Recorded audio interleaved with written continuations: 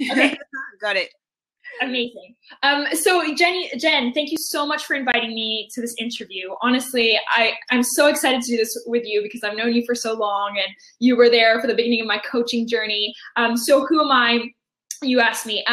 My name's Olivia. I'm a business and mindset coach for brand new women entrepreneurs who've only been in business for 1 to say 3 months and who are really struggling to build the confidence to promote themselves, to show up, to believe that actually what they're doing is worth money and worth having clients. And they're also struggling to, create engagement, to get that kind of online buzz. They don't know how to start getting people on the phone, to start talking to people. And they're really also struggling to just make sales. So that's the kind of people I coach, and I absolutely love what I do. So yeah, that's who I am. Brilliant. Perfect. And I just wanted to say that I wanted to start this I Am Fearless series just to empower women, really, and teach them more about fear and how they could use it as a how can I say that, as a tool really to reach into the goals, and that fear hasn't be something that stops you from going after your dreams. Okay, so how long have you been in business? So good question. And by the way, I completely agree with what you just said. I think it's so important. So I started my first business 3 years ago now, and that was a dating events business for global nomads because I grew up moving around all over the place and I saw a need for that. And then for my coaching business, I only started about a little bit less than a year ago now. And I'm based in London and I coach online. Perfect. So when you started, Olivia, what were the fears that you confronted when you started? Oh my God, I feel like there were so many. That's why when I coach women now, I'm like, oh, I get it. I understand. I would say the number one fear for me was that I was not good enough to make money doing what I do. And because I loved it so much, Jen, like I was obsessed with empowering women, making them believe that they can do it and helping them take actions and, taking away the blocks and showing them how they could build a business that makes money. And I was so scared that because I was having so much fun and enjoying it so much and loving what I did, I was like, come on, like, why am I really that much better than anyone else? Isn't it that everyone can do this? Everyone can ask questions. Everyone can listen to someone. And I think that there was a real fear of what makes me any different, this is too fun. Like I shouldn't be making money for it. So that was one of my big fears, that maybe I would never be good enough to actually get paying clients. Another big fear that I had in the very beginning was getting on camera, which is ironic because I actually really like public speaking, and most people that like really scares them. But getting on camera was a different story, I think, especially like Blab or Periscope or that sort of thing, because it felt as if, people were going to be watching me, and any mistake that I would make, any of my imperfections, anything that would come across a little bit not credible or not confident or not experienced, I was just really scared about that. I was scared of what people would think. I was scared of how people would judge me. I was scared of what they might say, like the mean things that might come up. So that was another fear that I had. And I can go on. I have a lot of fears that I had in the beginning. So you let me know. Awesome. So how did you overcome those fears? So the first one about, am I good enough to make money as a business coach? And I think this can be the case for any entrepreneur. That fear, the best thing I did was to practice, to build on my experience. And what I mean by that is, yes, it's really scary in the beginning in terms of, thinking about making money and so on. But actually what I did is I just thought to myself, I'm just going to email my friends and say, hi, I'm looking to help women. At the time, I didn't know what kind of women. So I was like, I just want to help some women make a change in their lives or create something that they want. And I'm willing to give them 3 free Skype sessions. Do you know anyone like that? And they said straight away, like, yes, I've got this person. And I did that on Facebook. I did that on LinkedIn. And I did that in my email network. And I got a couple emails back. And I then reached out to those people that I'd been introduced to. And I said, hey, I'm brand new at this. I don't know what I'm doing. Would you be up for 3 sessions that are free whereby I can gain that experience? And just by doing that, I just felt like okay, like I don't have to worry about whether or not I'm going to get them results, because to be honest, they're not paying me. So it's just about time, and I'm just going to do my best. So that's what I did, Jen. I just practiced. It was experience and practice that made me feel a lot more confidence about actually asking for money. Brilliant.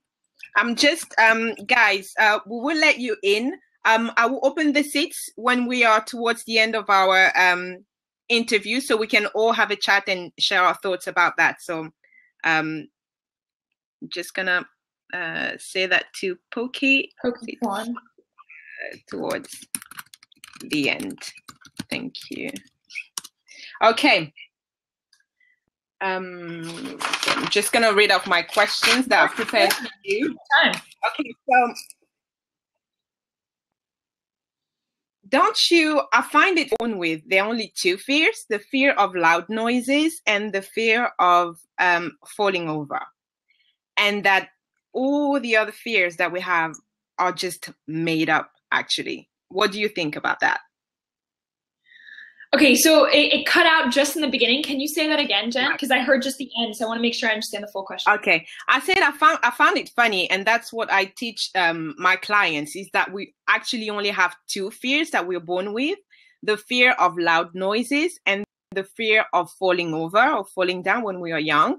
And all the other fears that we may have and that we actually have are just made up and just found it and are not real, actually. I love that. That's fascinating, first of all, just to think about.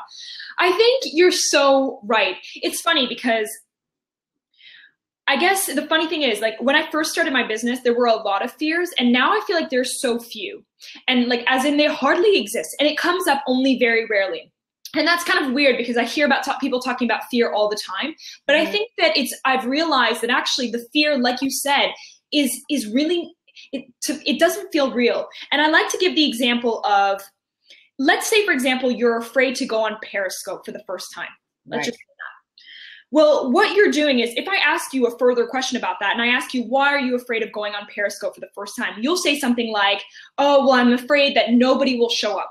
Or I'm afraid that people will judge me or say really mean things on the Periscope. So what I show my clients is that right now you are projecting a negative image of what will happen when you get on Periscope. Why are you biasing a negative image as opposed to biasing a positive image? Both are unreal. Both have not come true yet, and both are in the future. So why are we always biasing, oh, it will definitely go like this, it will definitely be terrible, nobody will show up? You could bias the positive if you wanted. So you could say, it's going to be amazing, they're going to be like 2 or 3 people, but they're going to be super engaged, I'm going to get a client call after this, it's going to just be fantastic. And for me, that sort of realization that actually all of our fears are based off of projecting negative images. So I agree with you. I don't think that they're really real. And it's interesting because Elizabeth Gilbert, who wrote the book Big Magic, who's also the author of Eat, Pray, and Love, she talked about, the fact that there's always going to be fear, and you take it along for the ride, and it doesn't take the front sort of, I think she talks about, like, fear is not your driver, but it's in the back seat, and you just take it along. You don't conquer it, but you take it along. For me, it doesn't really feel that way. I would say that it's just more taking action and being very lit up, getting more excited and focusing more on the energy and the excitement rather than the fear. And realizing as well that everyone feels that way. I coach so many people that now I realize everyone's got fears. Everyone thinks that. So actually, I think it's like just taking action and not thinking too much about what it'll mean. Just as soon as you've taken the action anyway, it kind of dissipates. So that's what I would say about that. It's so true, because fear is an emotion. And our emotions are energy. So when we feel that, and it's actually possible to transmute that energy into something positive and turn it into a catalyst that is going to allow us to do something that it's scaring us, but we know that we're going to benefit from. So that's. I could not agree more. I remember reading, I'm obsessed with books. So one of the books that I recently read, they talked about the fact that in fear, if you were to take deep, deep, long breaths, and literally if you were to do that for a minute of deep breaths, you would actually move into excitement. And that actually fear means that you've constricted your breathing so much that in itself like brings up your heart rate and so on. So, and I tried it a couple times and it really does work, but you have to do it long enough. You can't just be like, oh, I breathe like once or twice. You really need to take the time, 2 minutes of long breathing, and it does go into energy. Yeah. Cool. So is that one of the tools or the exercise that you do to overcome your fear? So what I usually do is so I'll tell you exactly what I do, just because I think it's interesting and like people will see what they think about it. So I remember I was really excited about doing podcast interviews. This is one of my more recent sort of things. And I wanted to increase my visibility, and I love uplifting and inspiring people. And I thought, what a great place to do that. So I reached out on everybody on Facebook and LinkedIn, and I said, hi guys, like who knows someone who runs a podcast? And someone who I know from a contact of Rich Litvin's, who's also a coach who wrote the book, The Prosperous Coach. Yes. His name is David Taylor. Him and I have known each other for a while now, and he's coached me before a little bit. And he reached out to me and he said, yeah, like I know someone. And I was like, oh, okay, great. And I was like, fantastic.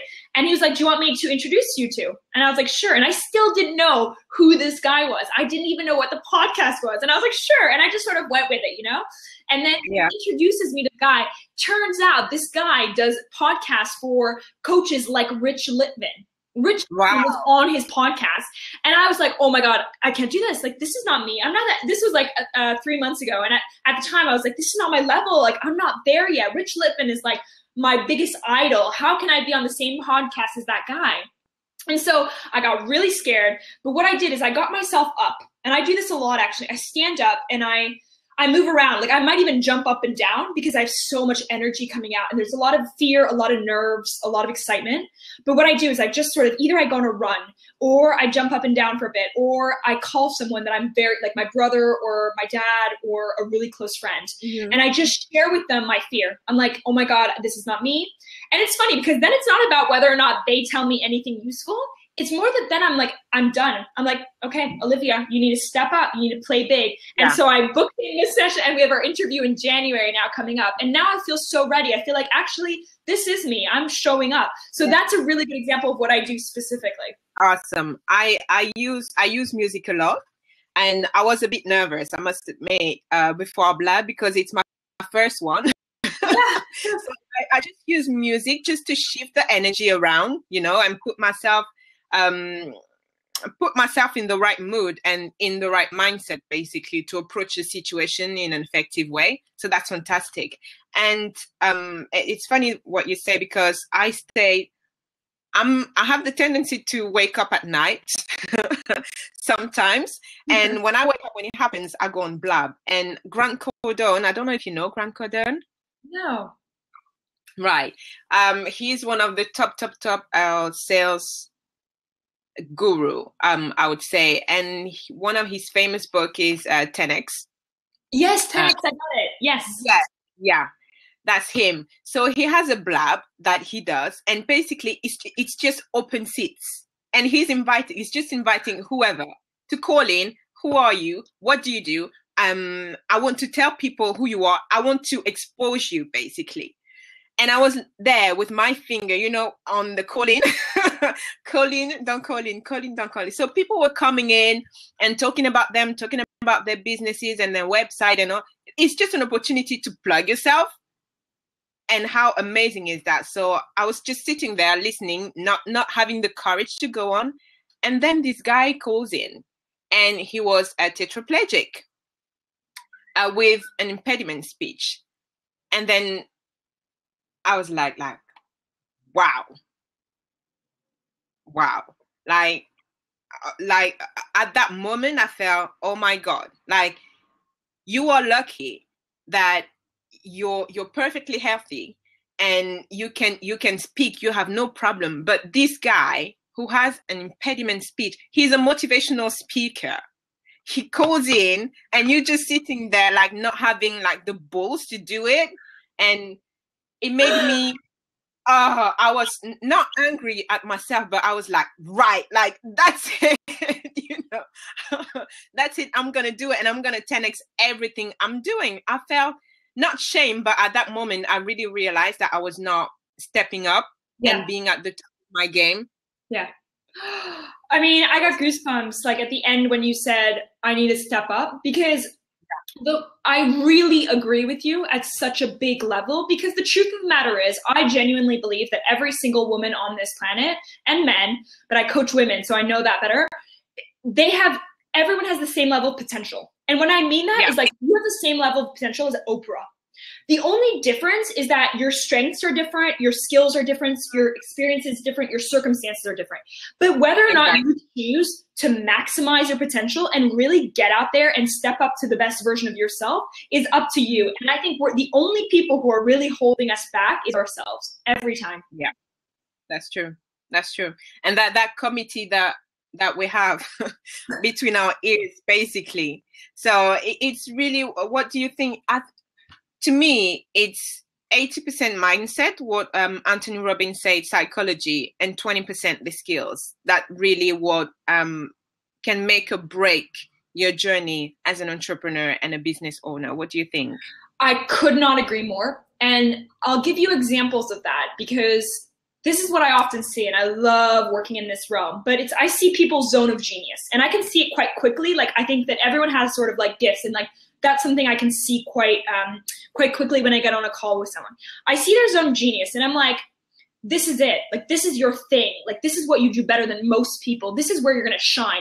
If you choose to take this on and go take actions with regards to your zone of genius, your world will change. Like, everything will change for you. But the truth is, people don't do it. So they hide behind, oh, but this is my level, this is my experience, these are my skills, or I'll just make a Facebook group. It's like, no, you're a speaker. You need to be out there. You need to be on Periscope. You need to be on Blab. You need to be at networking events. You need to be doing speaking engagements, because 1, it's so easy for you.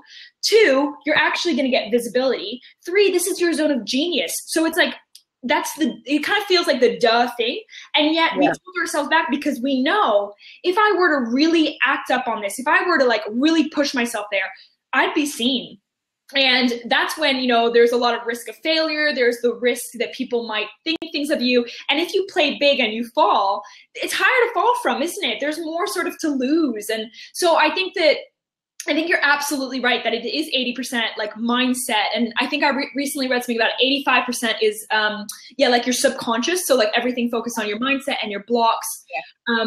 And it's so funny, because for me, what changed my business was when I stepped up with regards to doing an interview series on Blab with successful business owners, when I decided to launch my Facebook group, but be very active in it, doing tons of videos in there, when I decided to really speak my voice in the Facebook groups, not worrying about what's this girl going to think, what is this girl going to think, she's like this, whatever, just doing it, being like, this is my voice. There will be women out there who will be like, this is the girl for me. This is the coach for me. And then what also changed my stuff was periscoping, once every day, Monday through Friday, and doing, Blab. It did change it, because that's my zone. And so I think that it's massive. Mindset is like the biggest thing.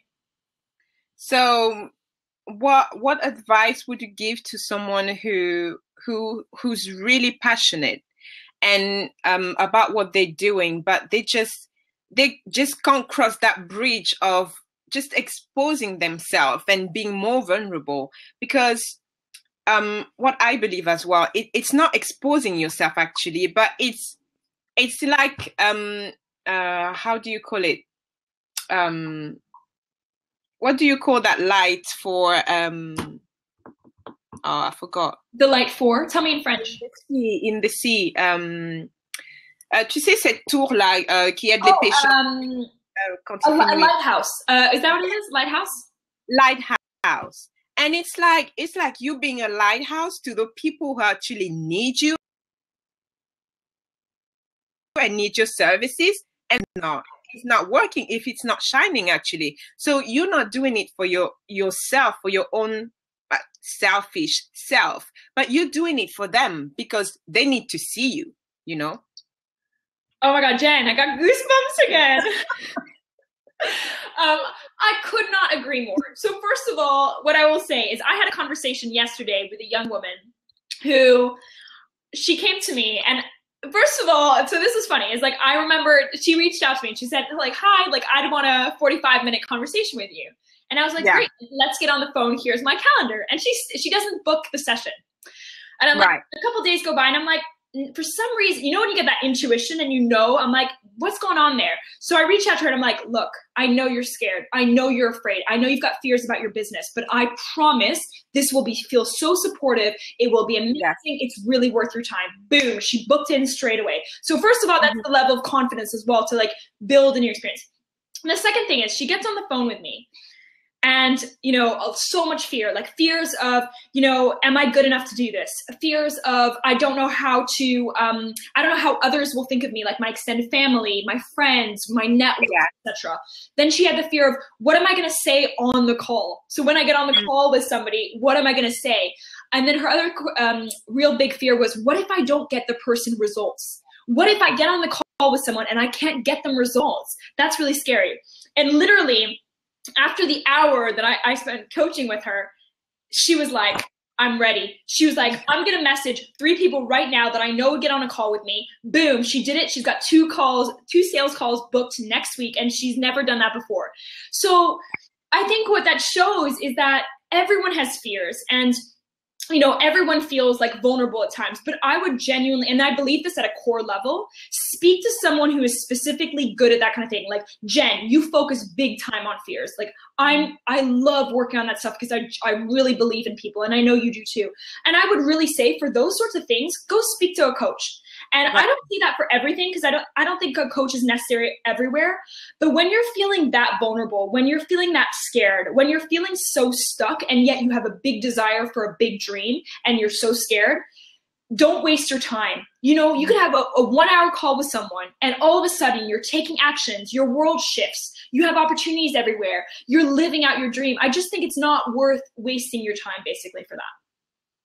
Isn't that fantastic? Yesterday I posted something and I said that fear of stepping up, that fear of exposing yourself, it's there because you're making it all about you.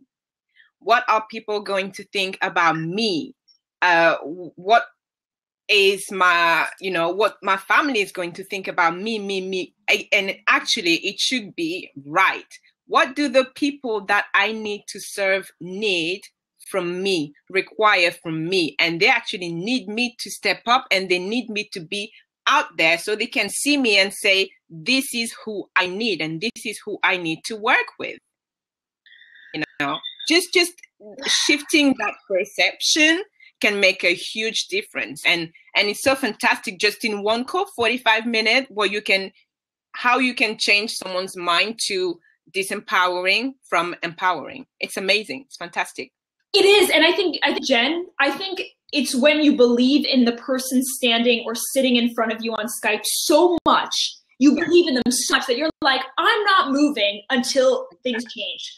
I don't, and I usually say this, I very, very focus on who I coach. So I don't coach everyone, and there's specific people I coach.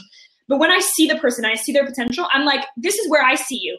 And they're here. Come join me up here. Come join me up here, because we're not going to let you go here. You're not going to be playing small. And I think I think you're absolutely right in terms of, I sometimes say you're being selfish. There are people out there who need you so bad, who need you to inspire them, who need you to really step up, to be there for them, because you've been through a really freaking hard journey. You've had really intense life experiences, and there's somebody out there who needs you so much. And it's time that you really show up so that they can get that value out of you. So I agree completely. Absolutely. That's so true. That's so true. And so many fears. And one of the big ones that I'm going to be focusing on, preparing something around it actually, is that fear of who's going to pay me? Who is going to buy my services? How do you deal with that? Oh God, that was definitely one of them for sure. So how do you deal with that fear? Well, sometimes I tell them like, yep, that might be the case, because I'd like to sometimes just kind of put them at ease. You know what I mean? I mean, you can worry about it for 1,000 days, or you can just be like, yeah, that might be the possibility that nobody might want to, pay. So what? You're just gonna stop there? Like, really? Like, that's it? We're not even going to give it a shot? Like, that's absolutely ridiculous. So I would say one, again, you need this. I mean, if you're really feeling that way, I would really say getting the support that you need. And that might be a mentor. That might be, you know, somebody who's a consultant. It might be a coach. It might be somebody else. But, you know, get it. Just one session is not crazy. It can cost you so, it just seems to me so like obvious. But that obviously because I've had great coaching. So I know that it can be really valuable. But I think in terms of people being scared that like, will people pay me? I think it's again, one, taking action, that through action, you build your confidence, you build experience. And if that means free calls, do as many free calls as you need until you feel like, okay, now I'm ready. The second thing that I'll say is that, you know, it's an exchange. It is really genuinely an exchange in the sense that it's here. Why do you think that your commodity of time and presence as another human being, the level of connection, the ability to be present and to listen to someone is not equivalent to money? Money is just a tool. It's just cash. It's just like paper. It's just an exchange. It's like bartering. Why is your presence, your time, your commodity lower than that person, regardless of whether you have experience? If you're there willing to sit with somebody and hear them out and understand what's going on with them, understand their problems, you know, regardless of what kind of entrepreneur you are or businesswoman you are, you know, by you just sitting there and being present and listening to that other human being and connecting with them. By the way, especially in our very busy world, if you can do that for someone and you just ask them, what do you want? What are you struggling with? How can I help you? Those are 3 questions. That's all you need to do. And then, you know, that's it. And then you'll see what comes up next. But those are the 3 things. Just if you ask the person, what do you want? And maybe, by the way, they won't need what you have. And that's cool, because then you can refer them to someone else who's better suited. I had a coaching call earlier this morning whereby I was like, this is not the right fit for me, but I know a perfect person that's going to be great for you. And I referred them. They do want a second call with me, but I think they'll be taking on that program because I was like, this is the right thing for you. So not everyone is perfect for you. Great. That means it leaves room and space for your ideal dream clients who are a couple steps behind you, you know, who are still struggling, whereby you've already passed that sort of obstacle. Mm-hmm. That's perfect. That's perfect. And I love that you said that it's an exchange, because it really is an exchange, because to me, money is energy as well. And the things that we fear are generally the things that we don't understand. So it's very important. It has been for me, had made a major difference when I took the time to learn and understand what actually was money, what I believed about money, because these are the beliefs that cause the blocks that we have, and those blocks needs to be removed and dealt with before you can actually attract that, you know, monetary equivalent, because it's going to be equivalent to your vibration. You know, if your self-worth and vibration is really low, you have like almost 0 chance to attract that. Or if you do, you're going to lose it very quickly because you're not a match to that. I mean, I could not agree more. Like, I genuinely believe it's so funny because I had when was it? Earlier on this week, I had a coaching call with somebody that I've been coaching for 3 sessions. And she's hilarious because I was like, okay, time for like, you know, you haven't really been into your mindset and we need to start really focusing on that. Like, you know, and she was like how I shrugged off mindset. I was like, I don't need mindset work. Like, it's totally cool. I'm going to do the structures, you know, like I did a bachelor's in business. I did finance. I'm very like new, like systems and numbers and so on. So for me, it was like, I don't need mindset work. I don't have any blocks. And then, you know, the thing is, it's like, it's like, I think it's like being humble enough to realize you do have blocks and that's okay. You've built up, you know, a set of beliefs, paradigms in your world whilst growing up. And now it's time for you to do the work, to read the books. You know, I read Get Rich, Lucky Bitch by Denise Duffield Thomas. Amazing book. Really good in terms of releasing your money blocks. I made 1,400 pounds just the next day as a result of doing some of her exercise. And the following week I made like 3,000 pounds. And I was like, what? This thing is crazy. And I was just like, this is like, and of course I'm showing up. Of course I'm taking action. But trust me, like it really made a difference. And so Get Rich, Lucky Bitch by Denise Duffield Thomas, amazing book. And also Tapping into Wealth by Margaret Lynch, fantastic book. Again, all about releasing your money blocks, working on your mindset, your beliefs, and also doing tapping, which, by the way, I didn't believe in any of this. I was like, way too woo-woo for me. And then I did it. I was like, okay, it actually gets you results. So now all of my clients, I'm like, you're going through this. You're buying those books. I don't care. Yeah. That's fantastic. Two questions that I like asking my clients to really make them shift perspective from fear to fearing less, because actually being fearless doesn't mean that that's it, you are immune to fear. We don't want you to be immune to fear. It's a built-in mechanism, that you've been born with, but it's just a question of not letting it stop you, from acting and going after your dreams. So what I love to ask is, what would happen? When you ask them, what do they want, right? What would happen if you get what you want? So they will tell you what's going to happen and this and that and that. And then what would not happen if you take action? What would not happen if you step up, right?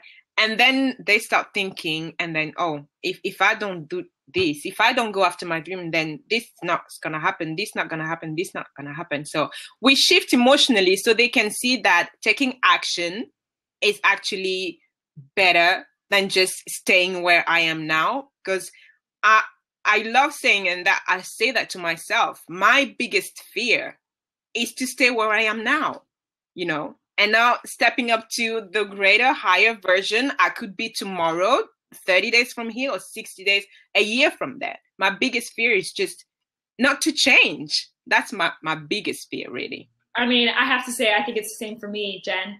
I have no desire to stay put, and I have no desire to stay. And this is the thing as well, is I'm never competing with other people. It's just not my thing. And I actually much more believe in supporting the other women who are my peers. I genuinely believe that at a deep core level. And instead, I'm always like so hard on myself. I'm like, next version, like move up every day. It's like, kind of step up, lean into your edge. And I think for any of you who are thinking, I'm still afraid, to do the webinar or to take on that client or to get on that call or to do anything really, if you're still thinking I'm afraid, please know that there is another way to live. Like I genuinely want you to know that. And I know it feels so impossible right now because you're so like, nerves and afraid and all that. There is really another way to live, whereby I agree with you. There's still some fear that comes up once in a while, like nerves and stuff. But really, you're so used to taking action and inspired action that it becomes more like, I don't know, just normal. Like it becomes a habit. Yeah. A new habit. It's a new habit. A new habit. You do actually create a new habit. So one I think powerful question that we can leave people with is, what would be possible, if you were fearless? What would be possible if you lived your life a little bit more fearless? Not without fear, but fearing less. What would be possible? What would be possible? So are you asking me that question, or are you asking your yes, you as well. No, I love that. I think the funny thing is like I push myself to constantly being in that kind of edgy position. But I think what else would I do if I was really,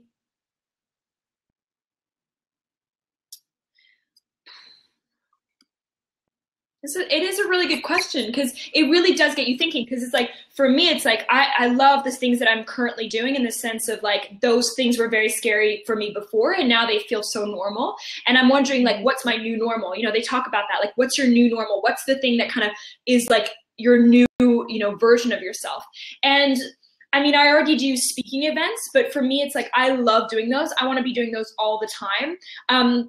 You know what I think I'll say? I think for me, it means spending money, like making bigger investments.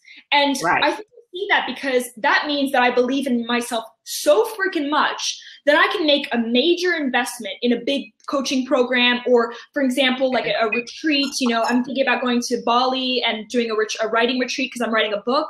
So it's like, I think it's that. I think it's kind of believing in myself to the extent whereby a huge investment that currently feels a little bit edgy, even with the money coming in from clients, but like being like, you know what? I'm going to make that investment. And I believe so much that I'm going to be making it up within like a couple of weeks, you know, that kind of level. You know, I'll spend $7,000 on that thing, on that retreat, and I'll make it up in a couple of weeks. You know, like that level of sort of fearless, bold action. For me, I think that's where the edginess comes in. Yeah. Right. Perfect. And I have to say, I've seen you from like a year ago to now, and it's just been boom, boom, boom. And I was telling myself, and I saw the shift, and I was telling myself, wow, like Olivia is really stepping up. Like she, like no business, and that's been great to see, and that's amazing. And you having amazing result, I feel so blessed to be in that environment that you've created. Your group. Tell us about your group on Facebook.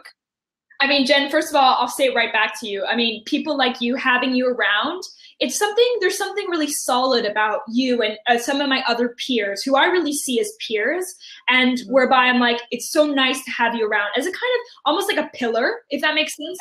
And actually that's really important in and of itself when you're feeling afraid, to have people around you that you feel like you can, they're like your rock, you know? Yeah. But in terms of my Facebook group, I'm obsessed with it. In terms of, I love supporting the women there and being like, boom, let's go. Like, let's keep moving. So that Facebook group is called Dream Biz with Olivia Charlet. It's only for brand new women entrepreneurs who are looking to make it big. We've got some like more experienced entrepreneurs in there, which is great because it means that they're supporting some of the other sort of newer people. But it's just such a supportive, friendly place whereby I feel like people feel more empowered to take more action because they know that in that group, people will celebrate their success. People will share with them what's going on, and they'll inspire them and uplift them when they're having a bit of a low day. So I love that group, and I'm always there kind of like rooting for people because I believe in them. So that's Dream Biz with Olivia Charlet on Facebook.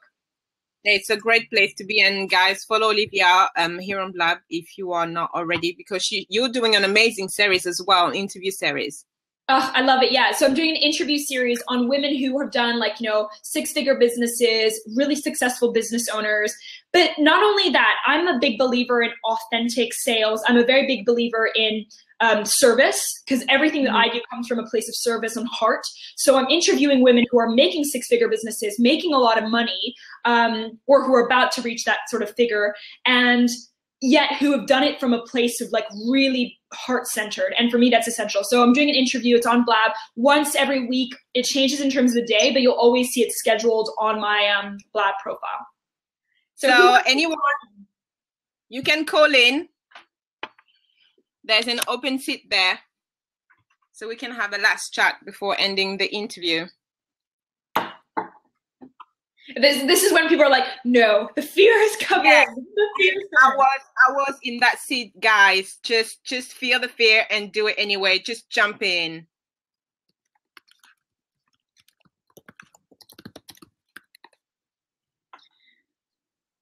Rolf. Okay, awesome. Joining out for a nice morning walk. Hi. Hey, I just want to make a comment that like attracts like. I love this Blab. There's so many outstanding people out here that share stories, and we all have stories that empower us to get over that fear. And I posted fear equals false evidence appearing real. And when we can face those fears and conquer them, then anything is possible. You know, it's just, you know, when you realize that you can't let that fear hold you back, you know, you have a whole new life. It is a life. It's rather than going through day to day, it's living. And it's all those juices, that wonderful beauty that you find in life when you start accomplishing and going over, overcoming your fears. Just want to say thank you for a great interview and love what you guys had to say. Oh, I love that. Rob, by the way, your energy is so good. When you came on, I was like, I feel relaxed. No, I love that. And I think you're so right. As soon as you start accomplishing things, your confidence builds. So I think that it's one of those things that you just have to start. And fortunately, you just have to start taking action. Exactly. I am a realtor, but I've really got into the self-help years ago. I had an automobile accident. I started doing public speaking called Overcoming Crashes. And the message is what we focus on determines our outcome. Our thoughts and questions determine that focus. And I love public speaking. And I associated myself with a morning call group that I got an invitation to speak at a I Inspire World Tour in New York. How phenomenal is that?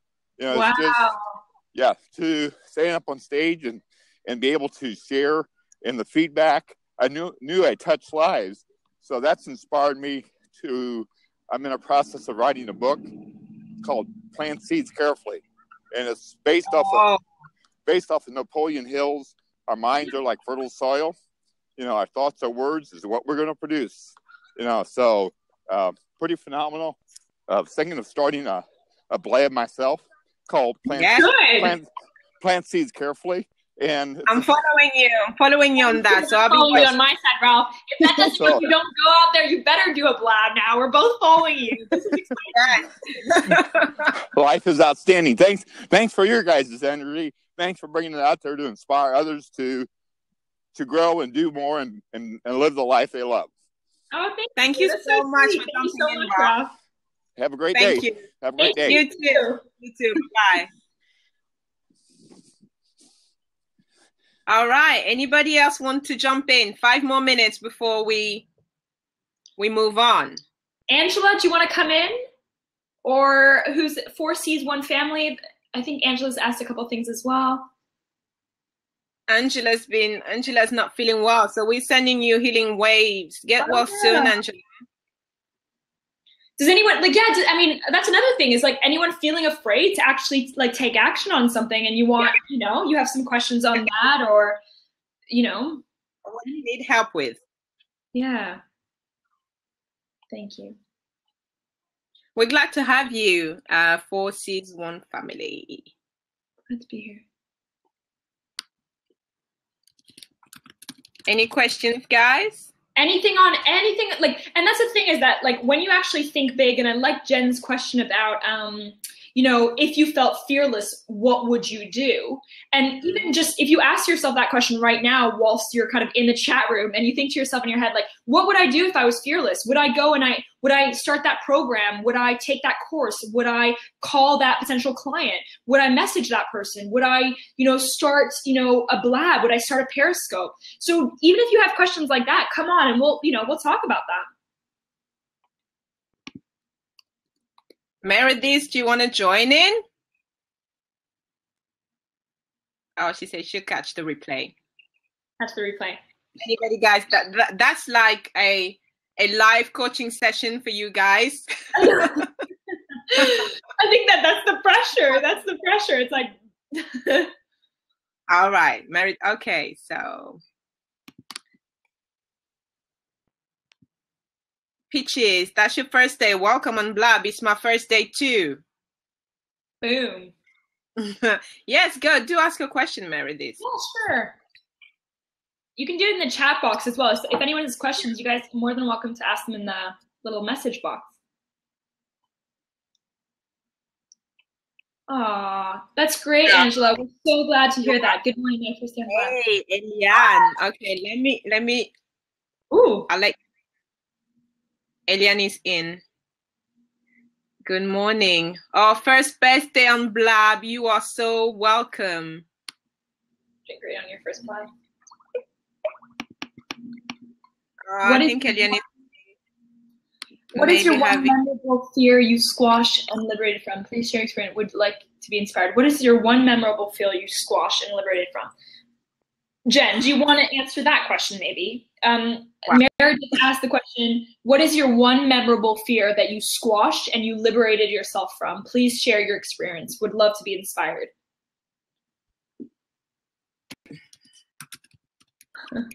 Oh, consulting Go. That's hilarious. Got to be fearless right now and go to a meeting with a customer. I hope to catch up soon. You too. Have a lovely rest of your Thursday. Enjoy it. Luck.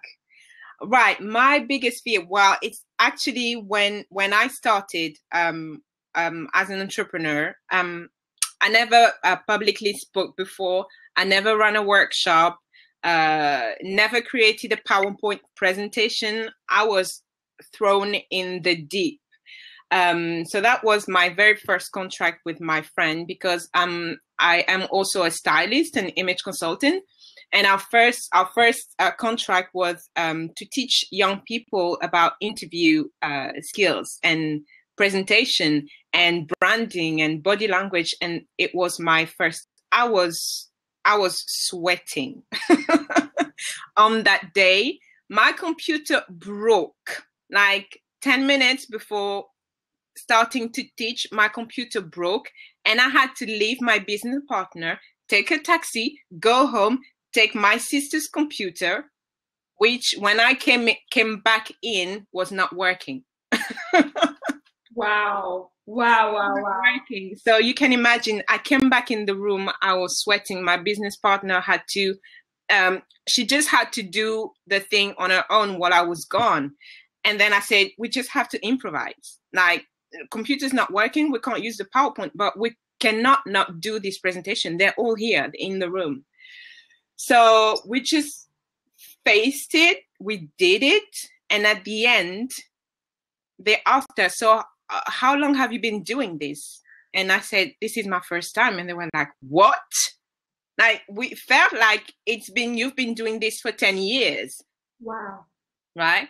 And that really showed me what I'm able of, what I am capable of, that I don't see, that we don't see, but other people will see. They will see the potential in you, and how when you are just acting out of purpose and out of passion, you know, nobody can tell whether you just started or you've been doing this 10 years, you know.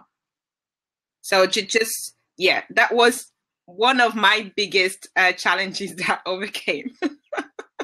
That's such a good one. And, you know, it's interesting as well, because I think a lot of fears come up with regards to having enough experience, having enough training, having enough qualifications. You know, I don't have this, so I need to train more. I need to take this program. I need to take these courses. I need to have this level of experience. And it's interesting. In a 1 year of coaching, I've never had a single client ask me, maybe I've had one client ask me, what are your certifications? And, or has even asked me like, oh, like how long have you been doing that for? It's only been like one person. And I think that really shows. And I have, by the way, a coaching qualification and a master's in organizational psychology. But what it shows is that it's not what really necessarily counts. What Jen said about the level of passion, your level of purpose, your level of dedication to the person who's sitting in front of you or standing in front of you, that's what counts. And then the second part is results. You know, like, granted, you don't know if you can create results from the get-go. You don't know that. Mm-hmm. But, you know, try, give it a shot and see, because you can always see, you can get testimonials and then move from there. So I love that you just said that. I think that's so true. Exactly. So do you guys have any other questions? And social media, we had a tech problem at the beginning. Like, Olivia was on her own for 10 minutes. My microphone. I love it, guys. I was chatting to you guys, getting to know everyone. I got to know Angela. I got to know Wendy. It was awesome. Yeah. So tech problem, we had one. I switched off my computer. This is what I did, Meredith. I switched off my computer and I said a prayer. And I switched it back on. And it worked. Oh my God. I know sometimes, see, what I do is I jump up and down or I go running. What you do is like, you're like music or prayer. Like, everyone's got their thing, right? Yeah. How about you? Your memorable fear to inspire, Olivia. Let me think of okay, yeah. I did my very first workshop in London to women entrepreneurs on how to create your dream and really make it happen, and make your business and so on. And it was the very first time I was ever hosting my own workshop. I used to work at Bloomberg in finance. And so for 3 years, I used to, you know, see clients, and I used to give like little workshops at work, but this was like my own thing. Like, this was my own business. These were people who paid me to be there. And I was so scared. I didn't know, first of all, I wasn't going to do it, because I was like, I don't have the credibility. I've only been doing this for a couple months. Or I remember thinking I only had the other business, which was like not that big a deal. And I just had real sort of credibility issues. I was like, I'm not good enough. I'm not there yet. I need to wait some more. I need more experience. I need more months. And that's what we always say. Anytime somebody launches a new program, a new course, they get on Periscope, they think to themselves, you know, I don't have enough experience. I don't have enough training. I need to do more to get there. So what I did is I just did it. I just went for it and I did the workshop. It was sold out. The feedback was out of control. It was incredible. I got 3 or 4 paying clients just from doing that workshop. So it was amazing. But yeah, I was so scared at the beginning, definitely. Hi, Jackie. Hey, Jackie. Hello, ladies. Can you hear me? Yes. Perfectly. Yes. Excellent. You're doing really well for it being your first blab. Oh, thank you so much. I couldn't tell at all. Olivia is like a veteran now. No, I'm really, really not. Jackie, what did you think? And do you have any sort of your own thoughts about fear, or so curious about that? Well, I came in at the end because a friend was saying she'd got a few issues with blab. And so I just hopped onto a blab to see what it was looking like for me. So I saw your blab and thought, oh, that sounds a relatively normal, okay blab to jump in on and have a look, see what was happening. Because a few of them were looking a bit like, oh, no, don't want to go in any of those. So, yeah, I mean, fear is an interesting one, isn't it? I mean, it's so many of us don't do things because we build up these stories in our head of what's going to happen if we do that. At the minute, I'm looking at ways to build my business. Right. And I'm a social media coach and trainer.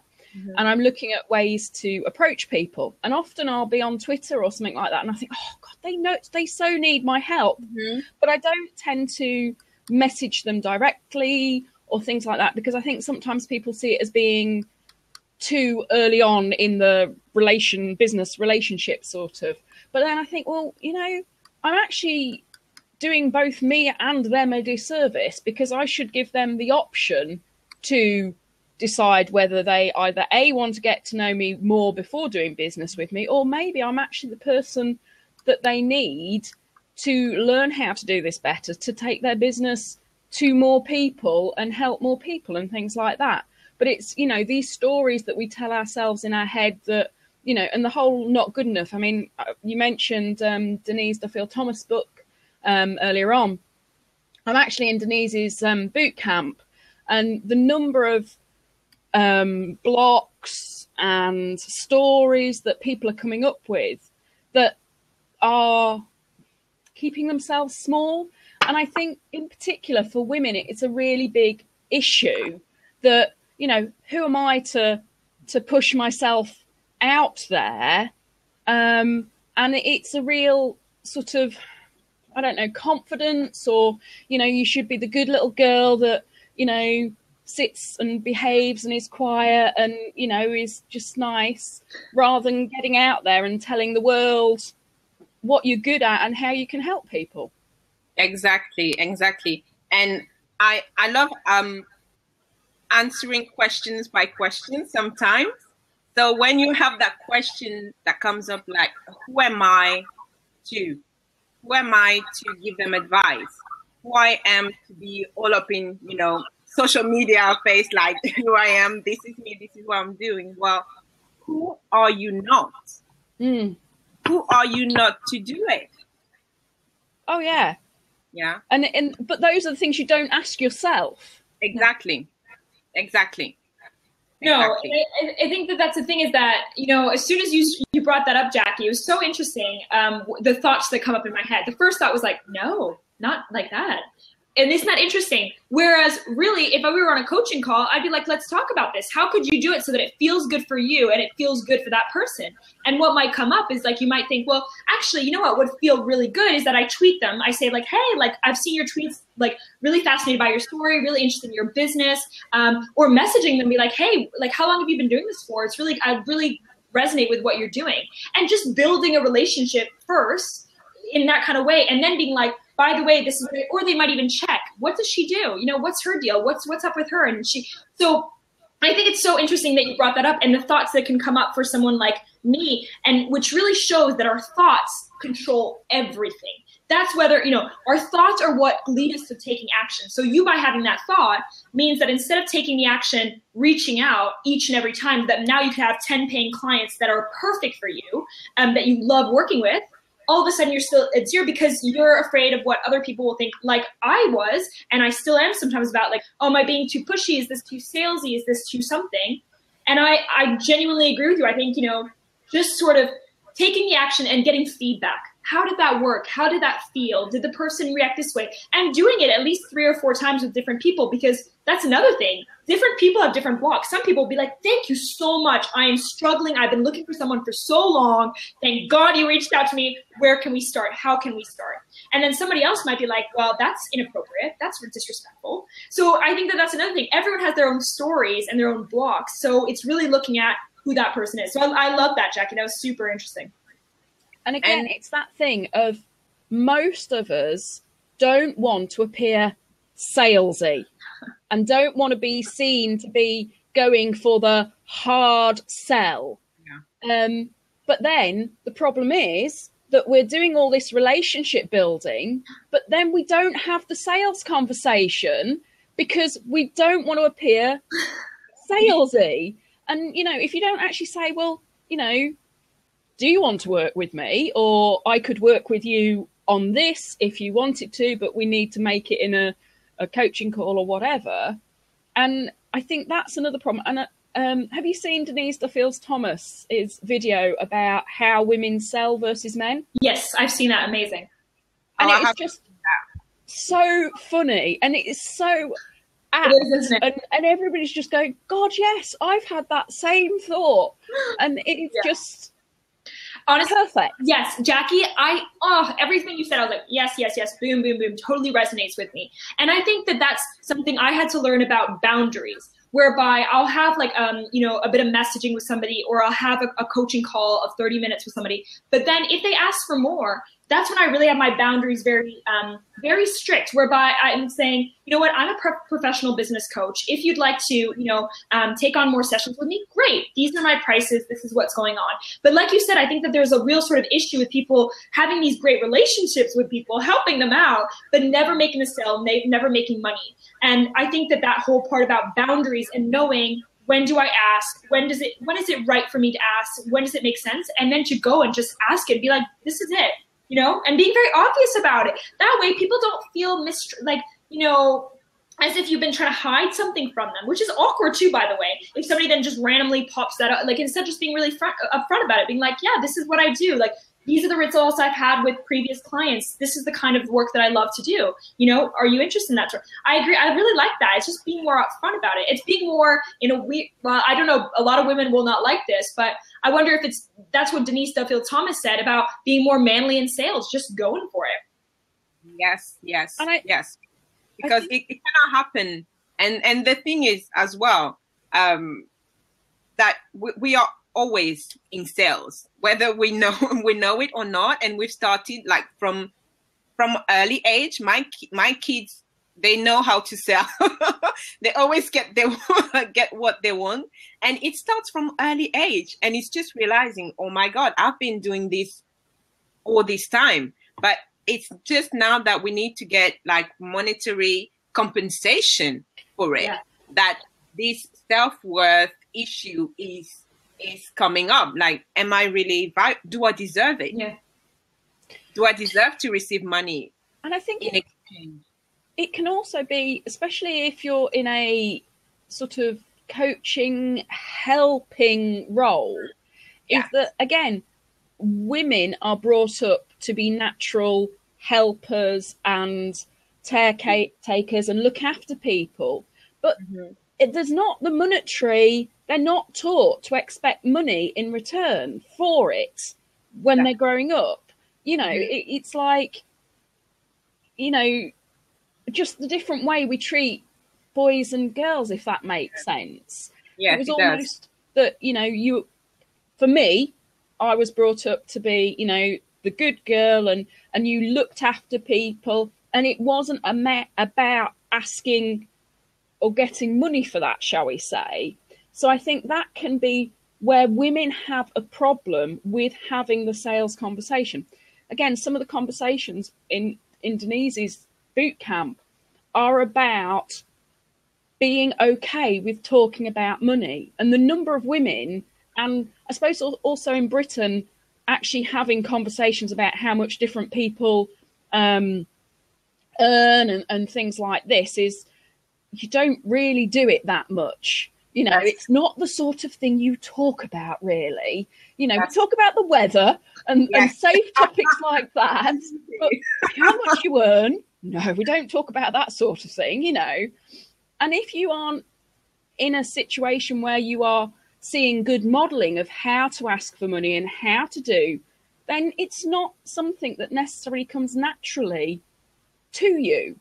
And then you think, oh, well, if they're not buying from me, it must be something about either my offering or me, when it's actually that you just haven't learnt the skills to have those upfront, as you said, Olivia, conversations about this is what I do, this is how much I charge, there it is, out on a table, in your court now, ask me more questions. Or Jackie, I could not agree more. I'm going to have to leave in a minute just because I have a coaching call, ironically, in 5 minutes. But what I want to say, Jackie, is like, I could not agree more. And I think the problem as well is by not asking up front for money and not actually being like, you know what, this is my service, this is how much it costs, this is my program.